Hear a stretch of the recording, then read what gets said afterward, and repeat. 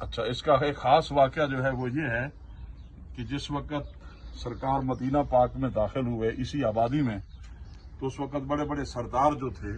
انہوں نے اپنی راہیں پلکیں بچھائی ہوئی تھی، سرکار کی راہ استقبال کیا، اور ہر ایک نے اپنا اپنا گھر سجا رکھا تھا کہ آقا دو جہاں ہمارے گھر تشریف لائیں گے۔ تو حضور نے اپنے اونٹ کی مہار جو تھی اونٹنے کی، وہ اس کی کندھے پہ ڈال دی اور فرمایا ہاذہ مامورۃ من اللہ، یہ اونٹنی وہیں بیٹھے گی جہاں اللہ کا حکم ہے، اسے حکم مل چکا ہے، اب انتظار کریں کہ یہ اونٹنی بیٹھتی کہاں ہے۔ یہ وہ گھر ہے، وہ خوش نصیب گھر ہے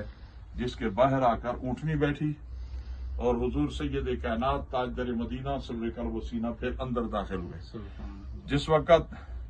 آقا دو جہاں تشریف لائے تو 12 ربیع الاول تھی اور پیر کا دن تھا،